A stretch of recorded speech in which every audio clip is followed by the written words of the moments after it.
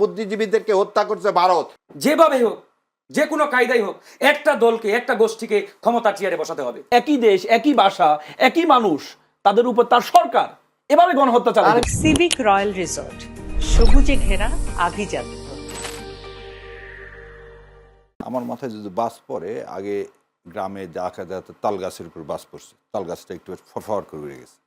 তো ওনার মাথায় কালকে বাস পড়লো, তাহলে কেউ না কেউ রাতের বেলা ওনার মাথায় বরফ দিয়েছে, বরফ দিয়ে এমন কোনো মন্ত্র শিখাইছে, সেজন্য আজকে সে বলছে এটা একটা অপ্রাসঙ্গিক, উনি অপ্রাসঙ্গিক।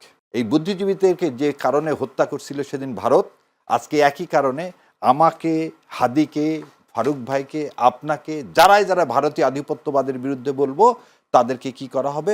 হত্যা করা হবে, যেন এ দেশটা কোনোভাবেই ভারতের কলোনির বাইরে যে একটা স্বয়ংসম্পূর্ণ স্বাধীন রাষ্ট্র হিসাবে, আমরা, আপনি বললেন না 16ই ডিসেম্বর আমাদের মূল লক্ষ্যটা কী ছিল?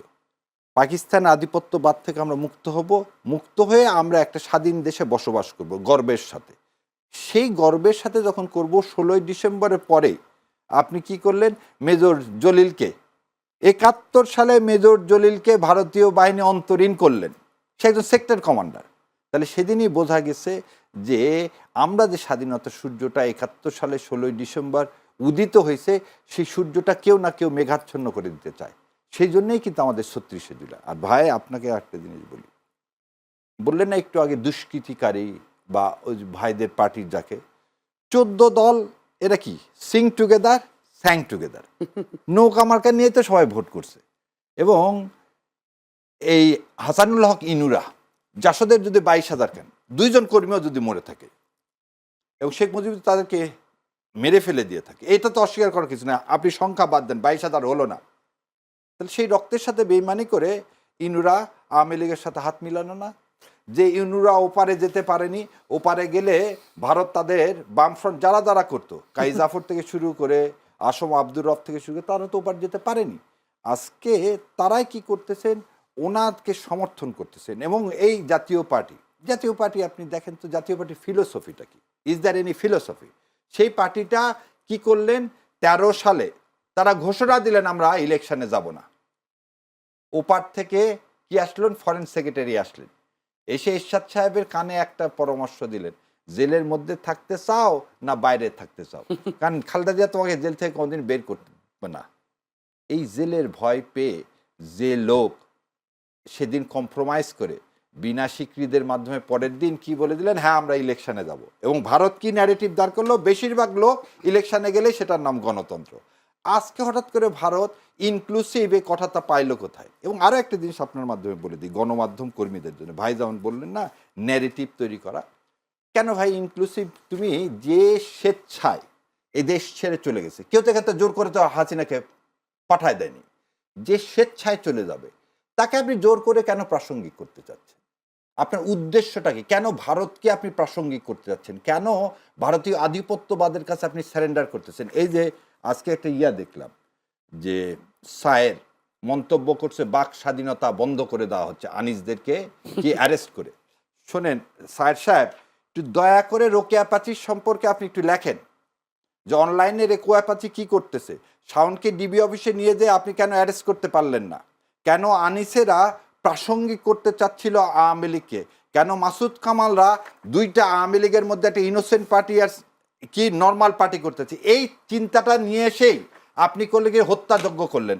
হাদি তো সহজ সরল মনে আসছে, তার পরিপ্রেক্ষিতে কিছুই যায় না। সে যে পাশে আজরাইল নিয়ে ঘুরে বেড়াচ্ছে, এটা তো তার মনের মধ্যে আসবে না। সে তো দেশপ্রেমিক, আর সে তো সবসময় বলতেছে আল্লাহ যখন নিয়ে যাবে কুল্লে নাফসিন জায়কাতুল মউত, সে তো সে মৃত্যুর জন্য রেডি। সাহেবের আমি এই বিষয়টা নিয়ে আবার আসবো, যদি আনিস কথা আসছেন, সাংবাদিক আনিস আলমগীরের কথা, সেই বিষয়টি নিয়ে আসবো। এবার ফারুক হাসানের কাছে একটু যেতে চাই। ফারুক হাসান, ছাত্র অধিকার পরিষদের সভাপতি, তিনি বলেছেন আজকে যে মানে অর্থাৎ এই সরকার একটি রক্তক্ষয়ী নির্বাচন দিতে যাচ্ছে, তিনি আজকে সেই ঘোষণা দিয়েছেন। কিন্তু রক্তক্ষয়ী নির্বাচন যদি হয়, তাহলে সেই ক্ষেত্রে গণ অধিকার পরিষদ কি করবে? জেনে শুনে সে রক্তক্ষয়ী নির্বাচনে যাচ্ছে? ধন্যবাদ আপনাকে।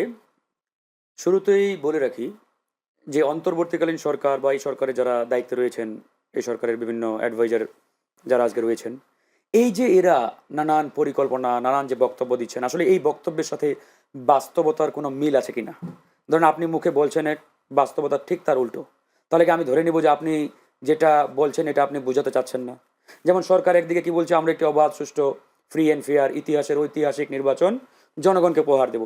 আরেকদিকে সরকার কি করছে, যারা মাফিয়া, সন্ত্রাসী, খনি, এদেরকে জামিনে বের করে দিয়ে বহাল তবিয়তে ঘুরে বেড়ার সুযোগ দিচ্ছে। সরকার একদিকে বলছে আমরা একটা সুন্দর নির্বাচন দিব, আরেকদিকে কি হচ্ছে, কোনো অস্ত্র উদ্ধার হচ্ছে না, অস্ত্রধারীরা প্রকাশ্যে ঘুরে বেড়াচ্ছে। তো এই যদি হয় অবস্থা, তো এই সরকারের মাধ্যমে আপনি একটি অবাধ, সুষ্ঠু, নিরপেক্ষ নির্বাচনের স্বপ্ন কিভাবে দেখবেন? একটা অবাধ, সুষ্ঠু নির্বাচনের যে পূর্ব শর্ত, যে কন্ডিশনগুলো রয়েছে, এই পূর্ব শর্তগুলো সরকার কি এখন পর্যন্ত নিশ্চিত করতে পেরেছে? বা সরকার কি আমাকে সেই নিশ্চয়তা দিতে পেরেছে? আমি এই নির্বাচনের একজন প্রার্থী, আমি আমার প্রচার প্রচারণা, ক্যাম্পেইন, গণসংযোগ যদি নির্ভয়ে নির্বিঘ্নে করতেই না পারি, আমি যদি আমার এলাকায় নির্ভয়ে যেতে না পারি, আমি আমার এলাকায় গেলে বাধাপ্রাপ্ত হই, আমার এলাকার গণসংযোগে আমার যারা ভিন্ন মতের বা আমার যারা এন্টি পার্টি তারা এসে হামলা চালায়, তাহলে এর মধ্য দিয়ে আপনি একটি অবাধ, সুষ্ঠু নির্বাচন কিভাবে উপহার দিবেন? কিন্তু এখন পর্যন্ত নির্বাচন কমিশন এবং এই সরকারের যে দায়িত্বশীল অর্গানগুলো রয়েছে, যারা আগামী নির্বাচন কন্ডাক্ট করবে, এদের যে সামগ্রিক কার্যক্রম এবং আপনার চরিত্র, এটা দেখে একটা বিষয় স্পষ্ট প্রতীয়মান, যে এরা একটা নির্দিষ্ট গোষ্ঠী কিংবা দলকে ক্ষমতায় আনার পায়তারা করছে। মানে এরা কেন জানি যেভাবে হোক, যে কোনো কায়দাই হোক, একটা দলকে, একটা গোষ্ঠীকে ক্ষমতা চেয়ারে বসাতে হবে, একটা দল, যেমনি হোক। সেই দলটাকে সেই দলটাকে, এটা তো আপনি আমি মানে আমি দেখলেই বুঝতে পারছি। বুঝি না, আপনি যদি এটা একটু সময় বলে দেবে সেই দলটা খোলাসা কারা, করতেন। সরকার কাদের পক্ষে কাজ করছে, সরকার যে কাজগুলো করছে কাদের পাল্লায় যাচ্ছে, কাদের পকেটে যাচ্ছে, এটা স্পষ্ট না? তো সেই জায়গা থেকে সরকারের যদি ভিতরে এরকম বদমাশি চরিত্র থেকে থাকে, তাহলে তো এদেশ জনগণ সিদ্ধান্ত নিতে ভুল করবে না। নির্বাচনের শিডিউল ঘোষণা হয়েছে, নির্বাচন কিন্তু ভাই এখনো হয় নাই।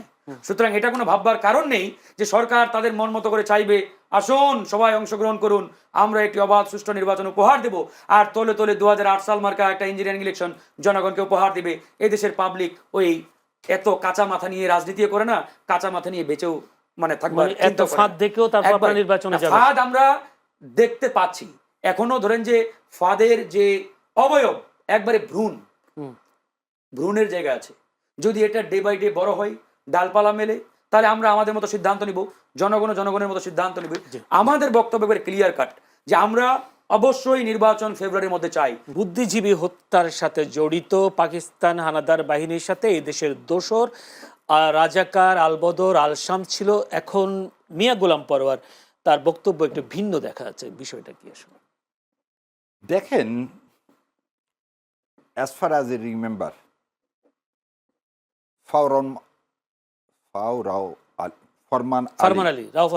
রাও ফরমান আলীর কোনো দাড়ি ছিল বলে দেখিনি। ইয়াহিয়া খান সাহেবের দাড়ি ছিল বলে দেখিনি। আপনি যদি দেখেন টিক্কা খানের দাড়ি ছিল বলে দেখিনি। ওই প্রসঙ্গে আবার আসতেছি, সায়ের ভাই একটা ভিডিও করছে, আপলোড করছে, সেখানে এক আলবদর বাহিনীর সাথে কথা বলছে যে সেও ক্লিন শেভ। আজকে আপনি গত 15 বছরে দেখালেন টুপি এবং দাড়ি হলেই সে আলবদর রাজাকার।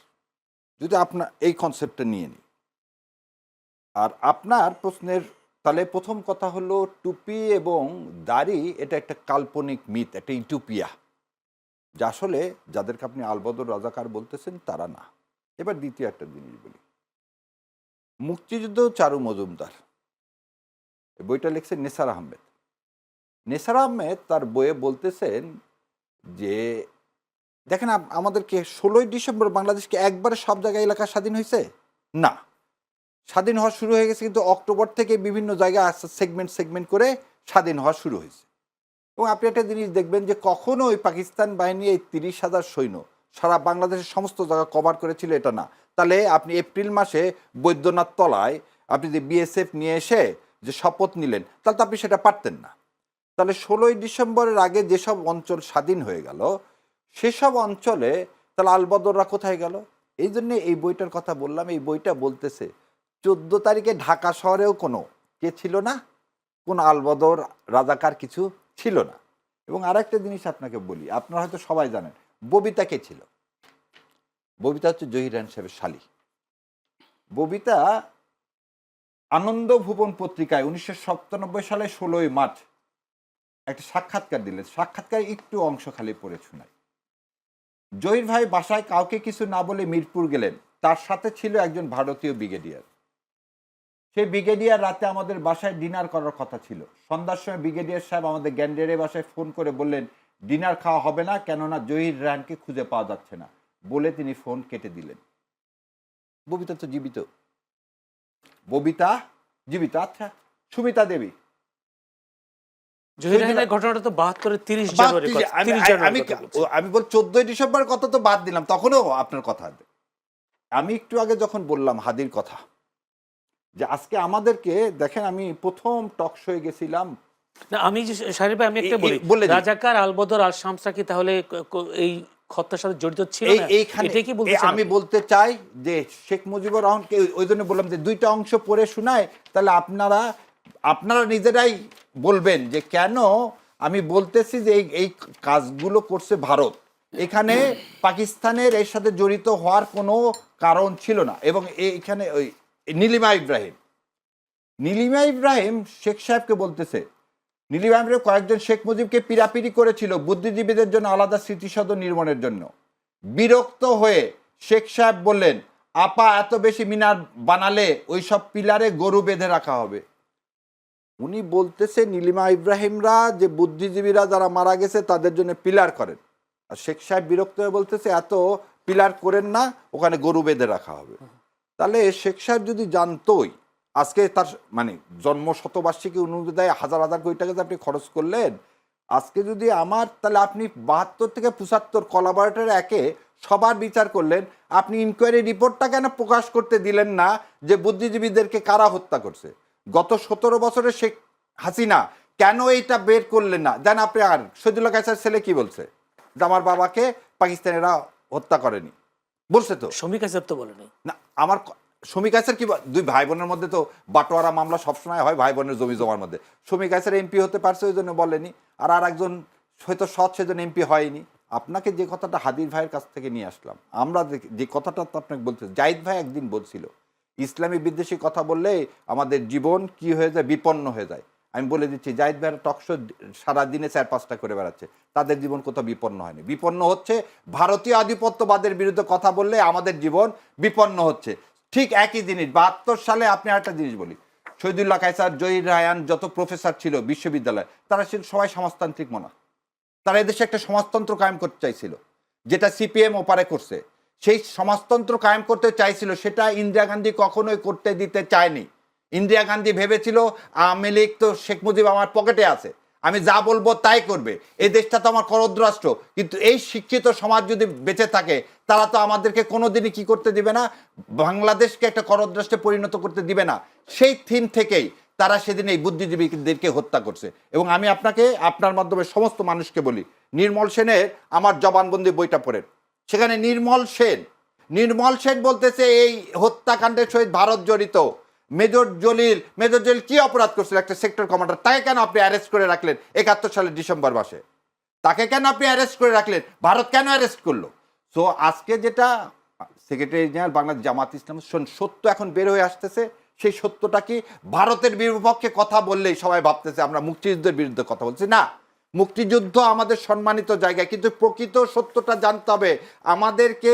আজকে আমার বুদ্ধিজীবীদেরকে হত্যা করছে ভারত, কি কারণে হত্যা করছে? যে একই কারণে আজকে হাদিকে হত্যা করার চেষ্টা করা হচ্ছে। এটাও তো মানুষ বলছে জামায়াত মুক্তিযুদ্ধের বিরোধী ছিল, এখন সুযোগ পেয়েছে মুক্তিযুদ্ধের বিরুদ্ধে, তারা আবার সোচ্চার হয়েছে, বিষয়টা এমনও তো আসছে কথাগুলো। কথা আপনাকে একটা জিনিস বলে দিই, এটা নিয়ে আসছি।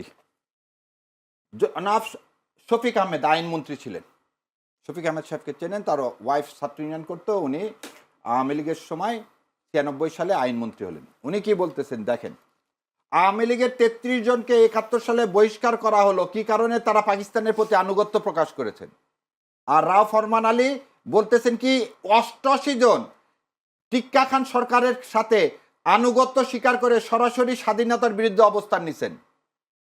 আচ্ছা, শেষ হয়তো কোনো এমপি জামাতের ছিল না। আসেন 14 জনের মধ্যে 5 জন মুসলিম লীগের, 3 জন আওয়ামী লীগের, ওবায়দুল মজুমদার, শামসুল হক, অংশান প্রু চৌধুরী। আর জামাত ইসলামের দেখেন AK ইউসুফ সাহেব তখন করতে হচ্ছে পাকিস্তান ডেমোক্রেটিক পার্টি, পরে জামাত ইসলাম আছে আব্বাস আলী খান। আপনি কিভাবে বলতেছেন এই যে আমরা যে ন্যারেটিভটা মিথ্যা ন্যারেটিভ তৈরি করতে চাচ্ছি কেন? আপনি কেন ইসলামকে কনস্টিটিউশন থেকে বাদ দিয়ে ধর্ম নিরপেক্ষতার সমাজতন্ত্রে নিয়ে আসলেন? সেটা তো আপনার এলএফতে ছিল না।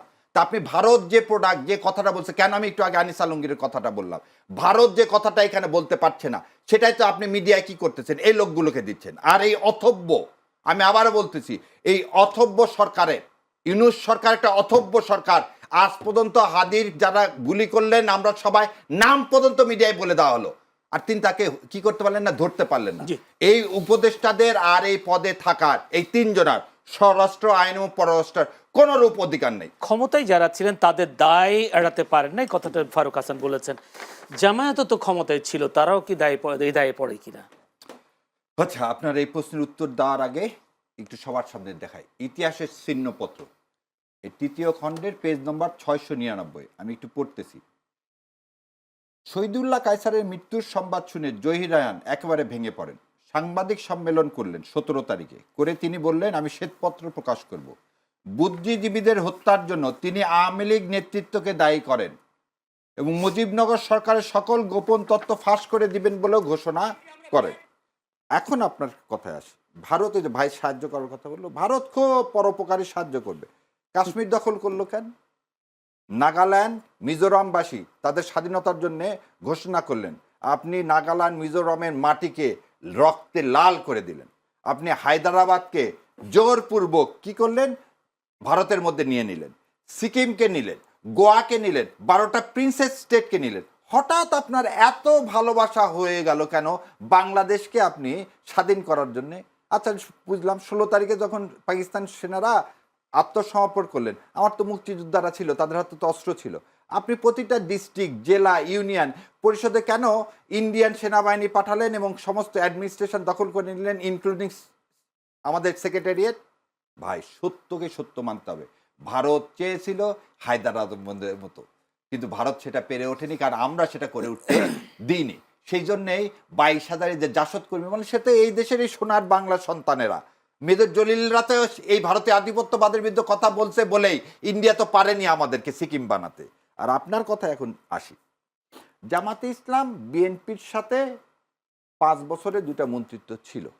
তার চেয়ে বড় একটা সত্য কথা শোনে, রাইট ইজ ব্লক 91-96-তে ছিল না? আমরা তো সমর্থন দিচ্ছি, কোনো মন্ত্রিত্ব তো ছিল না, কোনো এমপিও না হয়নি, কিছু না হয়নি। রাইট ইজ ব্লকে আপনি আবার যাদেরকে রাইট ইজ বলতেছেন, এই রাইট ইজ ব্লকের থিঙ্ক ট্যাঙ্ক বাংলাদেশে একটা বলেন তো?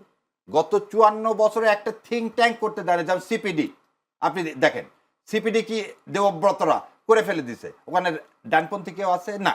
আপনি দুর্নীতির বিষয়ে কি আছে?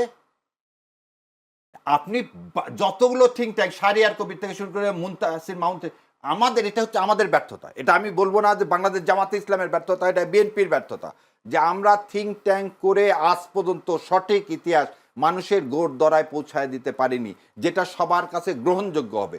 এই জন্যেই 17 বছর শেখ হাসিনা এই খেলা খেলছে, 5 বছর শেখ মুজিব খেলছে। কখনোই যুদ্ধ অপরাধীদের সঠিক বিচার করলেন না, কখনো বুদ্ধিজীবীদের সঠিক বিচার করলেন না, কখনো আমাদের মুক্তিযোদ্ধাদের কন্ট্রিবিউশন। আপনাকে এটা কথা বলি, মেজর জলিলকে আপনি কেন কোনো খেতাব দিলেন না? মেজর জলিল একটা সেক্টর কমান্ডার, তিনি, আপনি কর্নেল তাহেরের কথা ধরেন, তাদেরকে কেন আপনি পুরস্কার দিলেন না? জাসদ করায় কি অন্যায় ছিল? তাহলে এই প্রশ্নগুলো যদি উত্তর খুঁজতে যান তাহলে এই উত্তর পেয়ে যাবেন। এদেশে যারা এদেশের মাটি মানুষকে ভালোবাসে, যারা ভারতের আধিপত্যবাদের বিরোধিতা করে, তাদেরই হবে কি, তারা কোনো খেতাব পাবে না, তাদেরই হাদির মতো অবস্থায় পরিণত হতে হবে। আমি একটা প্রশ্ন করে, হয়তো আমরা হাতে সময় একদম নাই।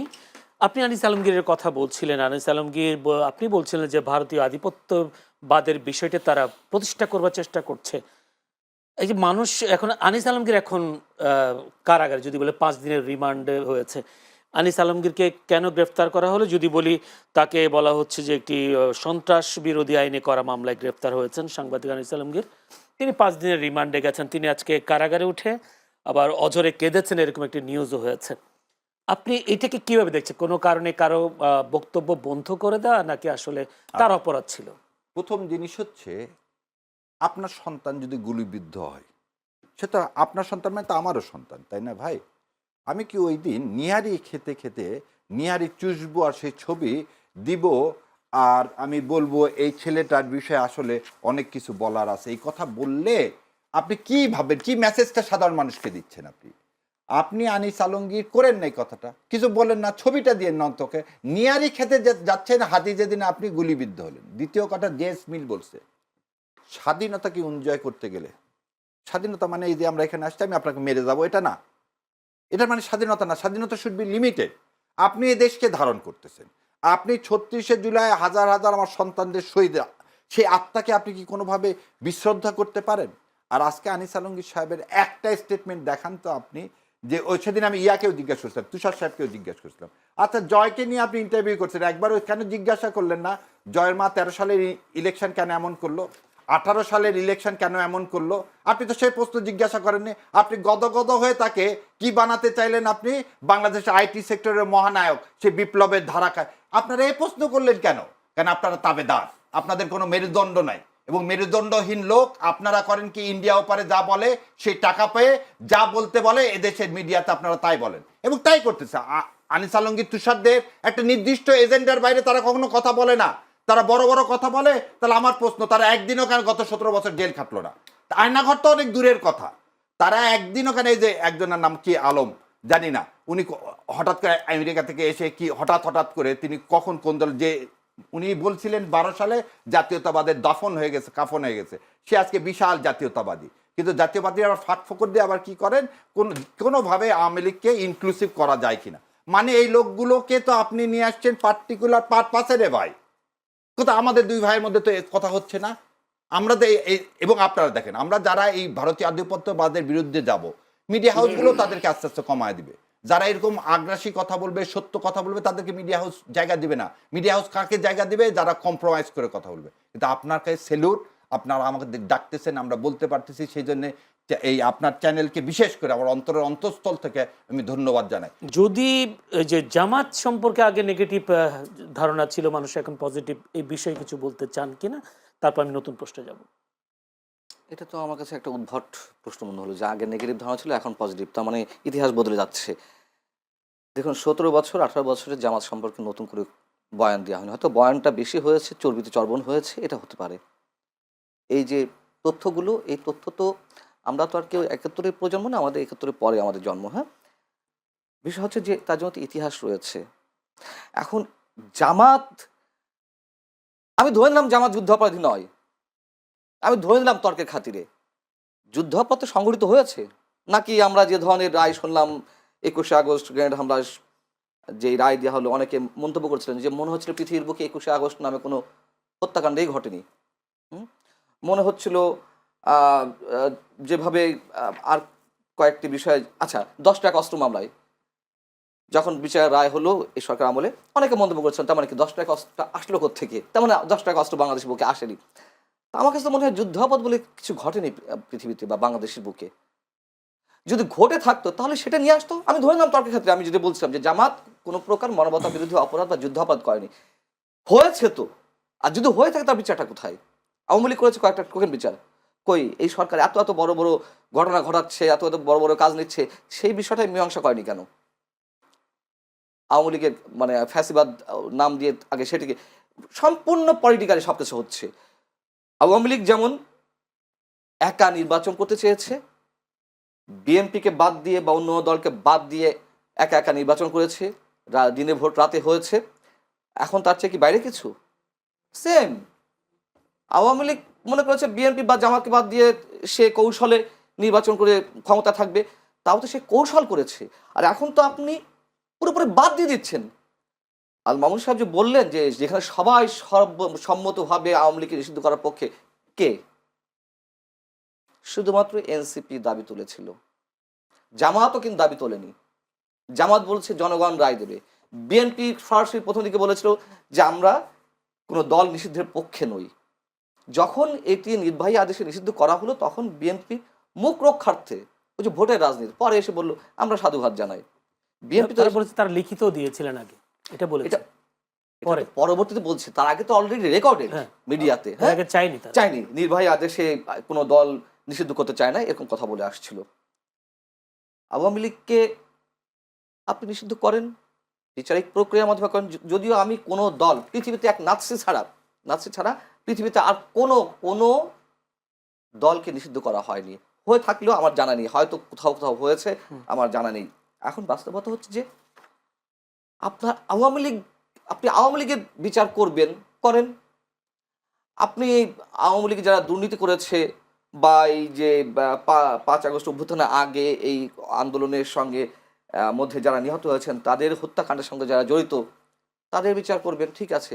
আপনি গড়ের সবাইকে আওয়ামী লীগ ট্যাগ দিয়ে মবের মধ্যে ফেলছেন, আপনি গড়ের আওয়ামী লীগকে ট্যাগ দিয়ে সব যাকে তাকে গ্রেপ্তার করছেন, আপনি পুরো আওয়ামী লীগ নিষিদ্ধ করে দিচ্ছেন। আওয়ামী লীগ যে 4 কোটি ভোটার বা তারও বেশি, সেই মানুষগুলো যাবে কোথায়? এখন বলছেন আপনি, মানে পরতে পরতে হিপোক্রেসি। আপনি প্রথমে বলেন যে আওয়ামী লীগের লোকজন ভোট দিতে পারবে, আমি সরকারের কথা বলছি, সরকার দায়িত্বশীল যারা ব্যক্তি। আরে আওয়ামী লীগ তো পরিচয় দিতে গেলেই আপনি তো তাকে অ্যারেস্ট করছেন, তাহলে ভোট দেবে কি? ভোট দিতে যাবে কিভাবে? আর আওয়ামী লীগের ভোটার মানে প্রার্থী তো নেই। এখন আবার বলছেন ক্লিন ইমেজের যারা প্রার্থী তারা দাঁড়াতে পারবেন, কোন মার্কায় দাঁড়াবেন? মানে এই যে স্ববিরোধী কথাবার্তা।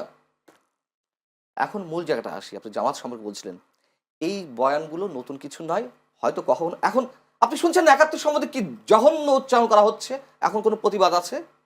আছে কোনো প্রতিবাদ? আপনি মিস্টার শফিকের কথা নিয়ে আসছেন, মিস্টার শফিক কি সেই বিষয় নিয়ে কোনো, ওনার দরদ উতলে উঠছে 5 আগস্ট আন্দোলনে যারা শহীদ হয়েছেন, গণহত্যা হয়েছে সেসব বিষয়ে? আর 71কে নিয়ে যেভাবে নোংরামি চলছে দেশের ভেতরে এবং বাইরে, সেই সম্পর্কে সরকারের কোনো ধরনের টু শব্দটি নেই কেন? তার মানে তো আমরা বুঝতে পারি এটা কাদের দ্বারা নিয়ন্ত্রিত সরকার আর কাদের বিপক্ষের সরকার।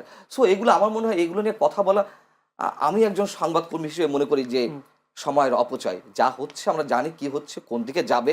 আর আপনি একটা দলের বিচার না করে আচ্ছা আপনি আমার বিচার না করে আপনি রায় দিয়ে দিবেন, ধরে নিলাম আমি অপরাধী, আপনি বিচার করবেন না, বিচার না করে রায় দিয়ে দিবেন।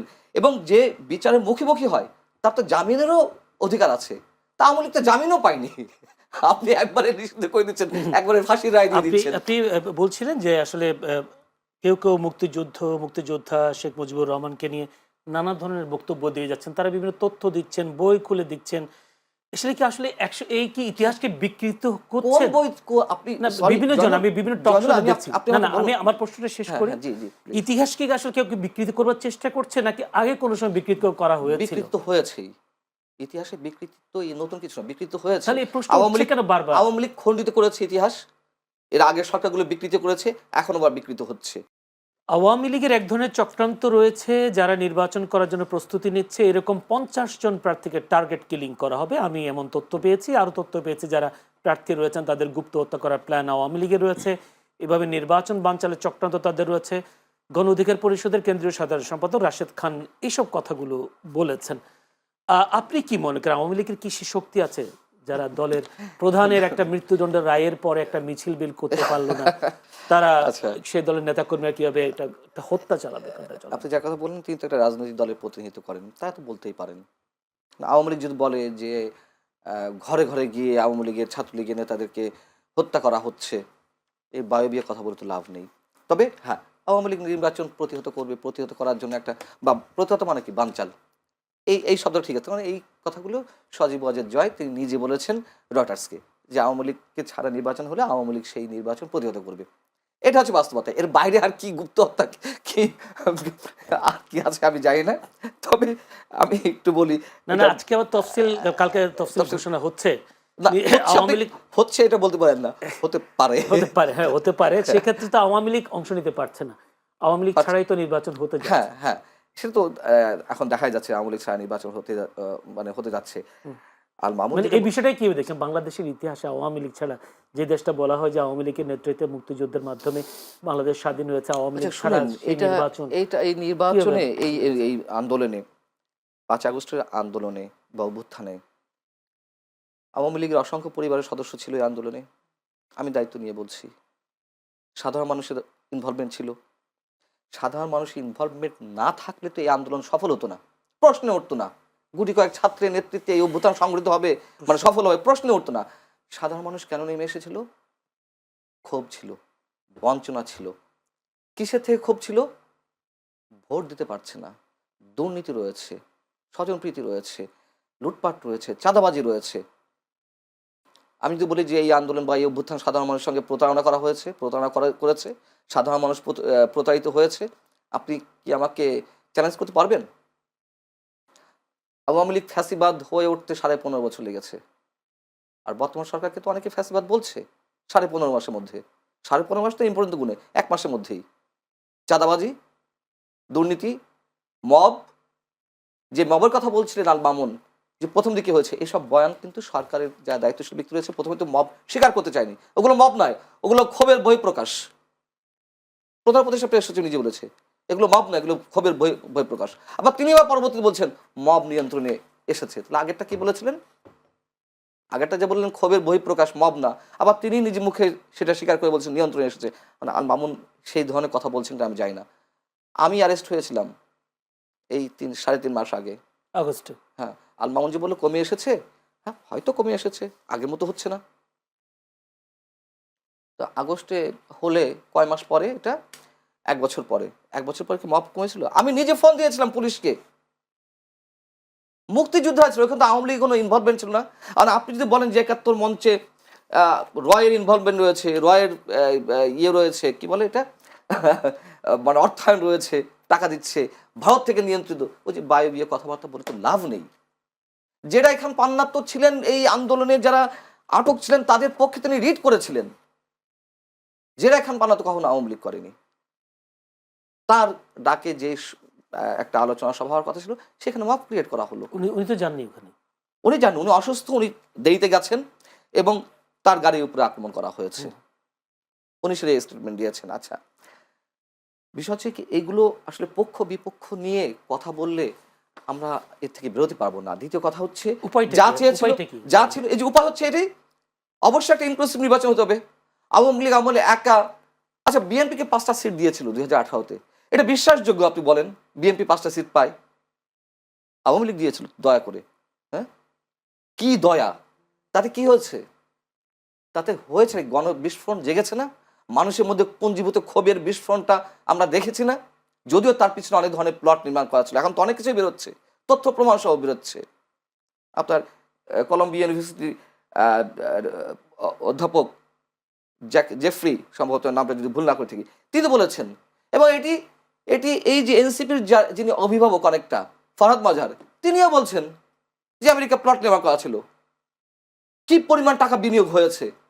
হয়েছে তো, ম্যাটিকুলাস ডিজাইন তো ছিল। মানে আপনি 5 আগস্ট মানে জুলাই আগস্টের অভ্যুত্থানের কথা হ্যাঁ, বলছেন। ম্যাটিকুলাস ডিজাইন তো ছিল, কিন্তু সাধারণ মানুষ ইনভলভমেন্ট ছিল, সাধারণ মানুষ জানতো না, বুঝতো না। আমরাই বুঝতে পারি যে পেছনে এই ধরনের প্লট করা আছে। একটু আমি 30টা সেকেন্ড এখন বিষয় হচ্ছে যে কোন বিষয়, আচ্ছা একটু ভুল ব্যাখ্যা সম্ভবত এখানে দাঁড় করানো হয়েছে। আল মামুন নিশ্চয়ই একজন ভালো আইনজীবী, উনি যেই আইনে আওয়ামী লীগ নিষিদ্ধ হওয়ার কথা বলেছেন, সেই আইনের কোনো এক ধারায় বলা আছে যে নিষিদ্ধ সত্তাকে যারা প্রমোট করবে তারাও এক ধরনের অপরাধ করছে। আমার মনে হয় এটা উনি কোন আঙ্গিকে বলেছেন আমি ঠিক জানি না। সরকারের পক্ষ থেকে প্রজ্ঞাপন দেওয়া হয়েছিল যে এই সমালোচনাটা, মানে এই প্রমোট করা না করা বা আওয়ামী লীগের নাম উচ্চারণ করা না করা, এটা কাদের ক্ষেত্রে প্রযোজ্য? শুধু আওয়ামী লীগের লোকজন যারা ফেসবুকিং করে অথবা আলোচনা করে এই ধরনের কিছু, নাকি সবাই? তখন একটা হলো যে না, মিডিয়া ছাড়া গণমাধ্যম বা সাংবাদিকরা যে কথা না বলে, সেক্ষেত্রে যে জরিপটি হয়েছে এক্ষেত্রে কিন্তু নিশ্চয়ই কোনো ধরনের আইন নিষিদ্ধ করা হয়নি যে আওয়ামী লীগের নাম যে চলে আসে। এটি আমার সংশোধনের প্রয়োজন ছিল। জি, ধন্যবাদ আল মামুন রাসেল। এই মেটিকুলাস ডিজাইনের বিষয়ে আরো কয়েকজন এইভাবে বলেছেন, আসলে কি মেটিকুলাস ডিজাইনের থেকে জুলাই আগস্টের অভ্যুত্থান হয়েছিল? দেখেন মেটিকুলাস ডিজাইনে বিশাল প্লট আমেরিকার একটা ছিল। আমি এটিতে আসি, ছোট করে বলতে হবে কিন্তু আমার সময় কম। তার আগে দুইটা বিষয়, একটা বিষয় হচ্ছে পান্নাবাই যেটি বললো সেটা হচ্ছে এই যে সাইবার অধ্যাদেশ যেটি, হ্যাঁ এটা উনি একটু দুইটা আইনকে একসাথে করে ফেলছেন। একটি হচ্ছে সন্ত্রাস বিরোধী আইন, আর একটা হচ্ছে সাইবার অধ্যাদেশ। সাইবারে যেটি অনলাইনে সেটির ক্ষেত্রে মিডিয়াকে এখানে এক্সাম্পশন দেওয়া হয়েছে অনলাইনের ক্ষেত্রে, কিন্তু যেটি আমাদের সন্ত্রাস বিরোধী আইন সে 13 ধারা স্পেসিফিকভাবে বলা আছে, কেউ যদি কাউকে এই ইলেকট্রনিকভাবে বা হচ্ছে এই নিউজ পেপার বা যে কোনো কিছুতে যে নিষিদ্ধ সত্তাকে প্রমোট করে, সাপোজ আপনি শেখ হাসিনার একটা বক্তব্যকে আপনি প্রচার করলেন, শেখ হাসিনার একটা বক্তব্যকে আপনি পত্রিকা নিয়ে আসলেন যে শেখ হাসিনা এই বক্তব্য দিয়েছে, প্রমোট করলেন বা নিষিদ্ধ কোনো সত্তার প্রমোট করলেন, যেটা আমাদের এর আগে যে নিষিদ্ধ সত্তাগুলো ছিল। যদিও পান্না ভাই বললেন আওয়ামী লীগের আগে কোনো রাজনৈতিক দল নিষিদ্ধ হয় না, কিন্তু আওয়ামী লীগে তো জামাতকে 3 আগস্ট না না, আমি এই কথা বলি 3 আওয়ামী লীগ, আগস্ট, আমি হ্যাঁ। নাৎসির কথা বলেছি, হ্যাঁ। নাৎসি ভাই 3 আগস্ট হতে পারে, 3 আগস্ট নিষিদ্ধ হয়ে জামাতকে নিষিদ্ধ করেছিল রাজনৈতিক দল করেছে, হিসেবে। তার প্রতিবাদ আমরা নিষিদ্ধ করেছিলাম। করেছে, নিষিদ্ধ করেছে। তো সুতরাং এটা তারপর হচ্ছে দেখেন আরেকটা বিষয় হচ্ছে এই বললেন যে একটু আগে রাশেদ খানের একটা বিষয় নিয়ে আসলেন, নিজুম মজুমদার মেবি আওয়ামী লীগের একটা অ্যাক্টিভিস্ট, সে কিন্তু সশস্ত্র বিপ্লবের ঘোষণা দিয়েছেন এবং কি রিপাবলিক বাংলা যে কলকাতার যে চ্যানেলটি আছে সেই চ্যানেলে বলেছেন যে ভারতকে আহ্বান করেছেন আপনারা এখানে হস্তক্ষেপ করুন, সরাসরি হস্তক্ষেপ করুন। তার মানে এগুলো কিসের বার্তা দেয়? এগুলো কিসের বার্তা দেয়? এগুলো তো হচ্ছে আমাদের দেশকে অস্থিতিশীল তৈরি করার জন্য একটা প্রয়াস করছে। তারপরে আপনি যে বললেন যে এই একটা ডিজাইনে দেখেন এই অভ্যুত্থানে আমি সবসময় একটা কথা বলতাম যে শেখ হাসিনার মৃত্যু ছাড়া আওয়ামী লীগের পতন হবে না। আমি সবসময় এই কথা বলতাম, যে বলতো আমাকে, আমি বললাম না, কোনো আশা বলে না, গেছে বাঁচে মানুষ, আশায় বাঁচে মানুষ। আমি আশাবাদী ছিলাম না। আমি বললাম শেখ হাসিনার মৃত্যু ছাড়া বাংলাদেশে আওয়ামী লীগের কখনো পতন হবে না। তার মানে আজকের এই যে পতনটা হয়েছে, আমেরিকা তো অনেক আগ থেকে যাচ্ছে শেখ হাসিনাকে পতন করানোর জন্য, কিন্তু পেরেছে অনেক আগ থেকে, আমেরিকার প্ল্যান ছিল, অনেক আগ থেকে তারা চেয়েছিল, কিন্তু পারেনি। কিন্তু যখন দেশে থেকে এই অভ্যুত্থানটা কিভাবে হয়েছে আপনি দেখেন, বাংলাদেশ ইতিহাসে আমি আমার জন্মের পর আমি দেখিনি দল মত নির্বিশেষে, এই যে পান্না ভাই বললেন যে আওয়ামী লীগের লোকজন এখানে জড়িত, রাস্তায় নেমেছে, প্রত্যেকটা শিল্পী বলেন, সাংবাদিক বলেন, এমন কোন সেক্টর নেই যে সেক্টর রাস্তায় নামেননি। নেমেছে, তাদেরকে মিসইউজ করেছে, মিসইউজ করেছে। নেমেছে কেন?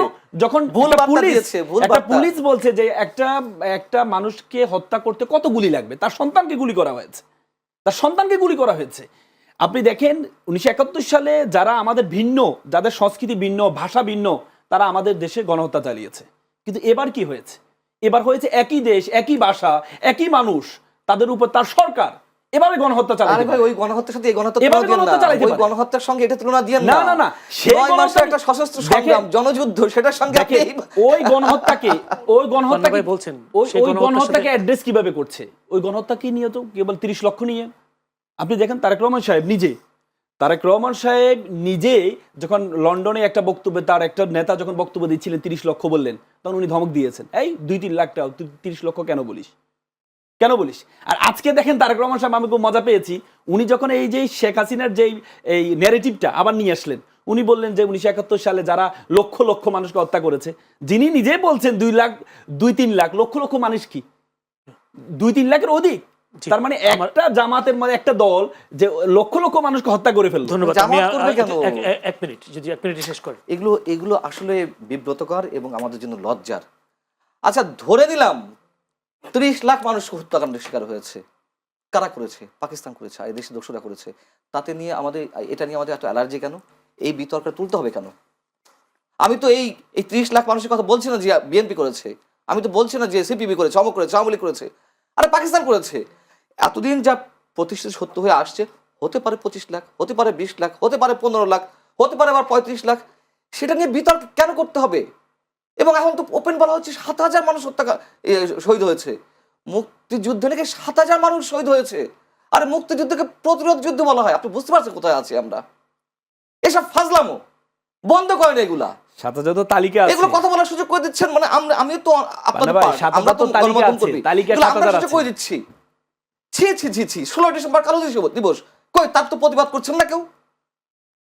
বিজয় দিবসকে স্ল্যাং ল্যাঙ্গুয়েজ ইউজ করছেন, আটলান্টিকের ওপাশে বসে লজ্জা নাই, ঘেন্না নাই, আমরা এগুলো প্রতিবাদ করছি না, আমরা শহীদের সংখ্যা নিয়ে মাতামাতি করছি। বাংলাদেশে অনেক ধরনের সমস্যা আছে, এগুলো নিয়ে কি শুরু করেছেন আপনারা? কোথায় নিয়ে যাচ্ছেন জাতিকে? আজকে শহীদদের নিয়ে আপনারা বিতর্ক তুলছেন এবং এইগুলোকে বয়কট করে টেলিভিশন ডাকবেন না প্লিজ। আমি তো বললাম যে আমিও গণমাধ্যম করবি, এই দায় আমার কাঁধে বার্তায়, কিন্তু অহেতুক তর্ক করার জন্য, টিআরপি বাড়ানোর জন্য এগুলো, এইসব ফালতু লোকদেরকে ডাকবেন না যারা এগুলো ছড়াচ্ছে। সিভিক রয়্যাল রিসর্ট, কিনুন আভিজাত্য, নিশ্চিত করুন ভবিষ্যৎ।